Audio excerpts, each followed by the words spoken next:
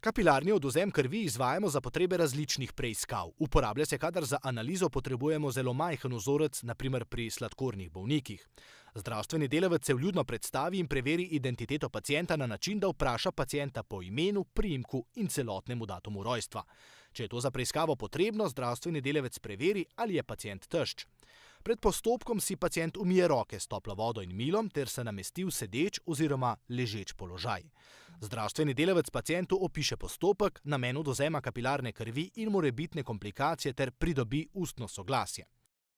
Zdravstveni delavec pripravi pripomočke za izvedbo postopka. Nato naroči pacientu, da naj položi nevodilno roko na delovno površino in izpostavi prstanec.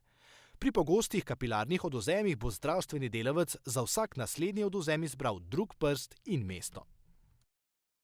Mesto vboda z enkratnim potegom obriše z alkoholnim zložencem in počaka, da se razkužilo posuši, saj morebitna prisotnost razkužila lahko vpliva na izid preiskave. Lanceto za vbod položi pravokotno na kožo ob strani prsta in opozori pacienta, preden zbode. Z nežnim pritiskom prsta pod mestom vboda naredi ustrezno veliko kapljo krvi in jo obriše s suhim zložencem. S ponovnim nežnim pritiskom naredi novo kapljo krvi in prisloni testni listič, da se ta napolni s krvjo.